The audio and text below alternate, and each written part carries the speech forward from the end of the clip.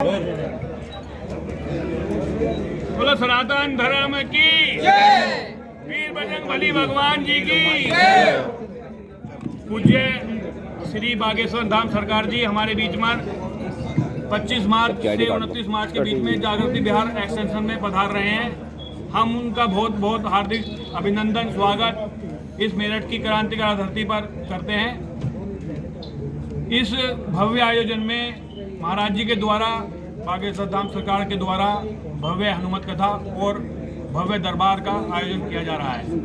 भव्य दरबार 27 तारीख से है और जो भी वहाँ पे व्यवस्था है किसी भी प्रकार की हमने कोई रसीद नहीं काटी है और मेरा सभी भक्तों से निवेदन है कोई भी रसीद लेकर आए उसे 1 रुपया ना दें।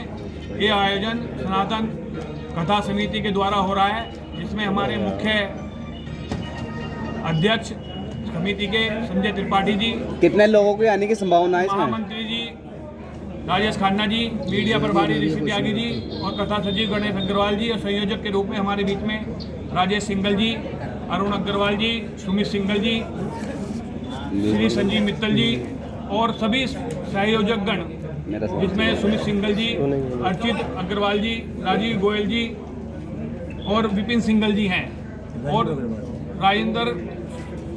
राजीव अग्रवाल जी हैं। इस कथा में लगभग जो हमने पंडाल कवर करा है वो 300 बाई 850 का है जिसमें बैठने की व्यवस्था पूर्ण रूप से सुरक्षित है, बिल्कुल कवर किया गया है। उसमें लगभग 1.5 से 2 लाख आदमियों की बैठने की व्यवस्था है। आस पड़ोस में जो स्थान खाली है उसमें जैसे जैसे संख्या बढ़ती जाएगी उसे कवर करते रहेंगे। कोई भी स्टॉल इस कथा के बीच में नहीं लगाया जाएगा। खाने पीने का स्टॉल जो भी होगा इस कथा से बहुत दूर होगा।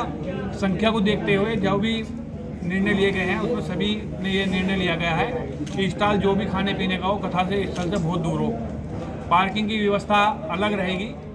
इसमें जो जो मुख्य रूप से हमारे बीच में जिनकी हमें स्वीकृति मिल चुकी है उसमें उप मुख्यमंत्री ब्रजेश पाठक जी, केशव प्रसाद मौर्य जी, हमारे मंत्रियों में नंदगोपाल नंदी जी, कपिल देव अग्रवाल जी और हमारे मुख्य रूप से जो इस कथा के प्रेरणा स्रोत हैं श्री मनोज तिवारी जी सांसद दिल्ली उपस्थित रहेंगे।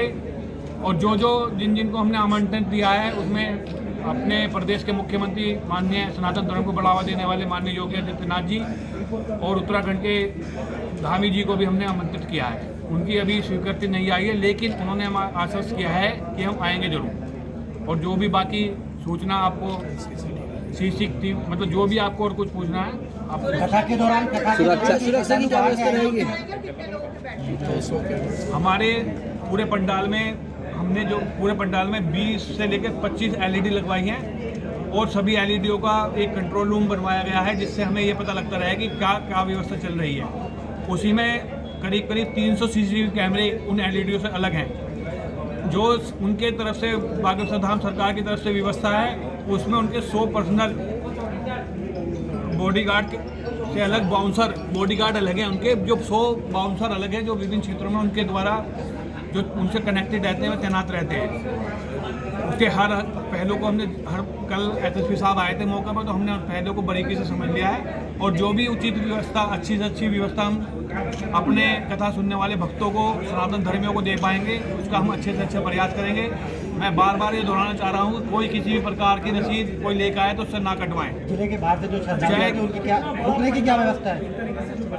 कितने लोगों को बैठने की व्यवस्था? हमने अभी फिलहाल जो पंडाल बनाया है 300 बाई 850 का है उसमें 1.5 लाख तक की व्यवस्था बैठने की है और जो जैसे जैसे भक्त बढ़ेंगे तो साथ के साथ एक्सटेंशन करवाने के लिए हमने वहाँ पे सामान रख रखा है। अच्छा, लोग संपर्क भी कर रहे होंगे, क्या लग रहा है कितने लोग आएंगे? पूरे प्रदेश से फोन आ रहे हैं, बहुत बुरी स्थिति है। राजस्थान से भी हमारे जो लगी हुई सीमाएं हैं उनसे भी, हरियाणा से भी कई ऐसी महिलाओं के भी फोन आ रहे हैं जो ये कह रहे हैं कि हमें सेवा का मौका दो, हमें किसी सेवा में लगा दो। लेकिन हम सेवा उन्हीं के लिए जो हमारे मतलब जिनको हम बहुत बड़ी बात ही परिचित हैं उनको ही सेवा में लगाएंगे।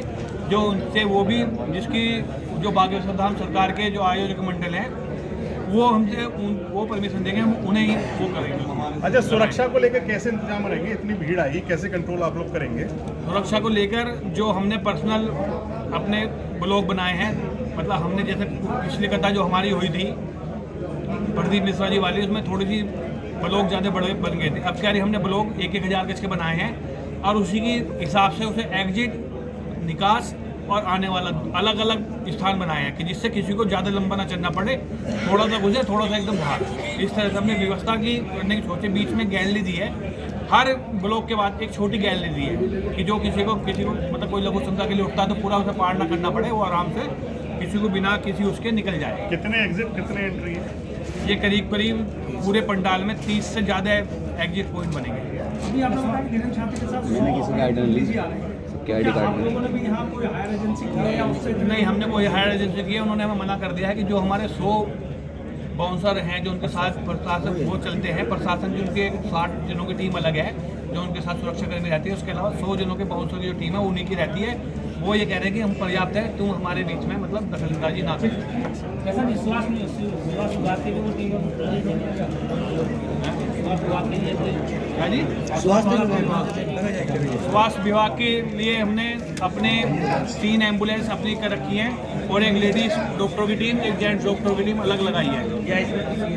CFO के जो हमने प्राइवेट दी 3 ट्रक वहाँ हर टाइम खड़े रहेंगे। जो आजकल जो वो चल रही है दूसरे वाली स्कीम चल रही है अग्निशमन की, वो छिड़काव वाली, वो आज से पहले कहीं नहीं हुई है। उसका छिड़काव कथा के पहले भी और कथा के बाद भी दोनों टाइम स्पेशल होगा। क्या मानते हैं कि ऐतिहासिक रहेगा ये आयोजन? ऐतिहासिक तो आपको पता लग रहा होगा और आपके सामने हम तो ये कोशिश कर रहे हैं ऐतिहासिक रहे और ऐसा आयोजन पूरे यूपी में ना हो, हम ऐसी कोशिश कर रहे हैं। और हमारा भूमि पूजन 20 तारीख को रहेगा। 20 तारीख को ठीक 10 बजे भूमि पूजन के लिए हम कौन रहेगा? नहीं, कोई VIP पास, कोई VIP पास, भूमि पूजन कौन सिर्फ कक्ष रहेंगे। कक्ष का हम जो भी हमसे संपर्क रहेगा उसी तरह भूमि पूजन